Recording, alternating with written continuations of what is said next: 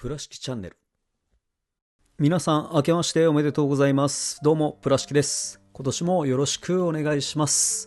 本日はこちらハイザックカスタムのアドバンスオブゼータリブートバージョン、この販売価格3080円のこちらをレビューしていきたいと思うんですが、こちらコミュニティの方で前回アンケートを取らせていただいたんですけれども、こちらの方で一番アンケートの比率が高かったキットとなっています。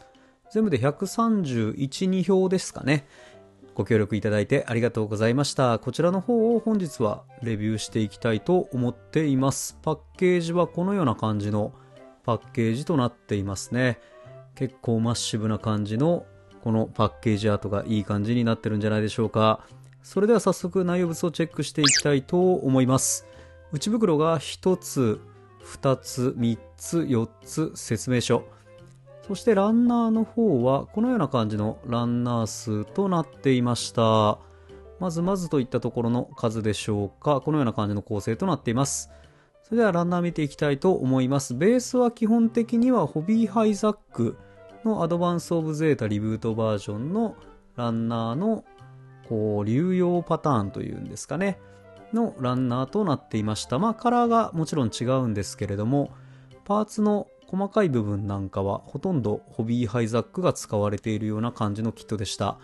こちらの C ランナーなんかは新しいタイプのプラスチックが使われている素材のランナーとなっていました。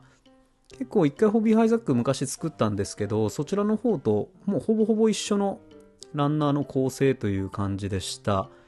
もちろん一部肩のアーマーなんかのスパイクなんかもちょっと形状が違ったりするので、そのあたりがランナー違うところはもちろんあるんですが、それ以外はこのランナーなんかバックパックはちょっとホビーハイザックと違うみたいですね。このような構成。そしてポリキャップが付属していました。そしてこのような感じのマーキングシール、そしてホイールシールも付属をしていました。さあ説明書なんですが、プレミアムバンダイのいつものタイプのこの冊子ではない見開きタイプの白黒の説明書が付属という感じでした。作る内容としてはホビーハイザックとほぼ一緒でしたね。一部パーツが違う部分があったので、それ以外はもうホビーハイザックまんまという感じでした。余剰パーツに関しても同じような感じになっています。余剰パーツはほとんど出ないような作りでした。プラ式チャンネル。さあ、それぞれ組み立て完了したのでパーツ見ていきたいと思います。まず脚部、このような感じでポリキャップは四角いジョイントですね。そして足首の方はボールジョイントでの接続となっていました。結構マッシブな感じ。そして腰部はこのように軸の部分が動くギミックが搭載をされていました。サイドスカートの部分が少し形状がホビーハイザックと違うみたいですね。底面にはアクションベース用の穴が開いています。全体的に腰部はこのような感じでホビーハイザックの色違いという感じでしょうか。さあ、それでは脚部接続していきたいと思います。軸でのポリキャップ接続となっていました。このような感じ。そして両足取り付けた状態がこのようになりますね。かなりごつくてしっかりした脚部となっているようです。さあ、このパーツなんかはホビーハイザックと同じくで取り外しができるようになっていました。いいですね。かなり迫力あります。そして前後へも可動域かなり広めじゃないでしょうか。左右へもこのような感じで可動域かなり広めに取られていると思います。さあ、そして膝結構曲がりますね。動力パイプがホビーハイザックと違ってないので、かなり膝は可動域広いです。足首もボールジョイントである程度は可動域確保されていました。この位置なんかも動きますね。この辺りは最新のキットといったところでしょうか。このような作り。足裏は肉抜きないですね。そして合わせ目なんですが、段落ちモールドの処理がされているので、基本的には足首、足回り目立たないような合わせ目となっています。この膝の部分も合わせ目は段落ち処理がされていました。結構この下半身かっこいいですね。さあ、そしてこのように軸の部分が動くので、足を全体的に前に出す可動域相当広いです。こちらホビーハイザックと同じような感じとなっていますね。かなりいいんじゃないでしょうか。さあそして腕部なんですが、左右で基本同じ作りとなっていました。肩アーマーが両肩で違う形状となっている以外は同じ作りとなっています。マニピュレーターは握り手のみですね。そして胴体部分はこのような感じの作りとなっています。全体的に段落ち処理がされていて、合わせ目も目立ちにくいような作りとなっていました。このような感じ、肩から脇下にかけて、そしてこの胴体の部分が前にせり出すような感じとなっていました。結構この位置で可動域が設けられているような感じとなっています。動力パイプなんかは独特な形状してますね。さあそして腕部接続なんですが、軸でのジョイント、こちらはポリキャップではありません。さあ両手つけた感じはこのような感じですね。結構左右のこの肩のアーマーいいですね。スパイクがしっかり尖った感じがいいと思います。合わせ目に関しては腕部もほぼ出ない感じですね。段落ち処理がされている、またパーツ構成で合わせ目が目立たないような作りとなっていました。上腕部も360度回転で、肘もかなり可動域広いかと思います。このような感じの上半身、両手を広げる動作なんかはかなり広いですね。水平方向まで上げることが可能。さあそしてこのような感じで腕部を前に出す動作なんですが、ある程度出るのかなという感じですね。軸の根元の部分はそこまで大きく前にせり出すことはできないような作りとなっていました。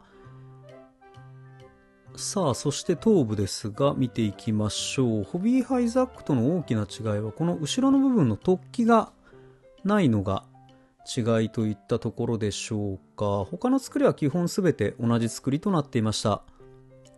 そしてカバーを取り外すと、この中の黒い部分はシールですね。で補うような形。そしてこの位置を動かすと物合いが稼働するというギミックが搭載されていました。さあそしてバックパックはこの2穴軸の接続。バックパックも形状少し違いますが、この辺りは全て動かないような作りとなっていましたね。合わせ目も少しこのサイド部分目立つような感じとなっています。両側とも同じような作り。そしてバーニアなんかもこんな感じの作りですね。さあそれでは頭部つけていきましょう。ボールジョイントでの接続。いいですね、この上半身。そして頭部の可動域なんですが、前後へ少し動かせますね。そして左右へも少し動かすことが可能となっていました。さあ上半身なんですが、このやはり肩アーマーのこのスパイクの部分なんかいいですね。結構しっかりと造形されているんじゃないでしょうか。肩アーマーはどちらもそうなんですが、一体成形のため合わせ目は出ない作りとなっています。そしてこちらが余剰パーツとなっていました。さあそしてこのハイザックカスタム唯一の武装ですね。このビームランチャーですか。こちらの方が付属をしていたんですが、合わせ目少し出るような感じになっています。モナカ構造といえばモナカ構造なんですが、このような感じで握り手なんかも少し動くようなギミックがついていました。そしてこの重心の部分がせり出して曲げることができるようになっているんですね。このような感じとなっています。そしてこの状態でバックパックの方にこのような感じ接続することが可能となっていました。この状態かっこいいですね。結構コンパクトにまとまっているんじゃないでしょうか。さあそれでは下半身とジョイント、ボールジョイントでの接続となっています。このような感じ。この腰回りも結構動きますね。やはりかなり実際の設定画に近いんじゃないでしょうか。これでハイザックカスタム完成となります。さあハイザックカスタム完成しました。どうでしょうか。このマッシブボディ、素組みでも色分けしっかりされているんじゃないでしょうか。かなりこのどっしりとした感じがかっこいいですね。いい感じの仕上がりだと思います。そしてホビーハイザックとこういう風に並べて比べてみると、やはり脚部の動力パイプの部分が違うのと肩アーマーが違いますね。そしてサイドスカートも形状が若干異なっているのと、バックパックが全くの別物という感じになっていました。あとはもちろんカラーリングが全然違いますよね。ホビーハイザックと違ってかなり渋めの仕上がり。さあ少しポージング見ていきたいと思います。このような感じで一応両手持ちできるんですけど、両手持ちが結構難しくて、かなり無茶な感じの手首になっちゃうという感じだったのが少し残念だったかなと思います。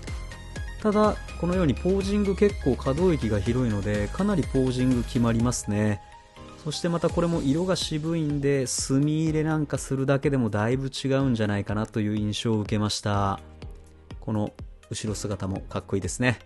さあ、スグミのハイザックカスタム見ていただきましたが、皆さんはどのような印象を持たれたでしょうか。それではエンディングいきたいと思います。今回 HG144 分の1ハイザックカスタムアドバンスオブゼータリブートバージョンをスグミした感想ですが、先に販売されたホビーハイザックがベースとなっているキットですが、地味に細かい部分が違っており、そちらは新寄造形となっていました。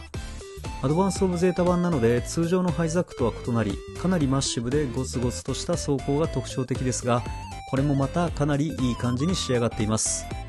武装などは最低限となっていますが、可動域も広く遊べるキットになっているのではないでしょうか。唯一の難点はビームランチャーを両手持ちさせるのがかなり厳しかったのが残念でした。ビームランチャーの握り手が稼働したらもう少し楽に構えられたのかなと思います。その他は最新キットらしく合わせ目も目立たず可動域も広い良いキットに仕上がっていたと思います。機動戦士ゼータガンダム版のハイザックカスタムも販売されるといいですね。それでは今回はこの辺で、初めての方もいつも見てくれている方もご視聴ありがとうございました。よかったらグッドボタン、チャンネル登録などしてもらえるととても嬉しいです。それではまた次の動画でお会いしましょう。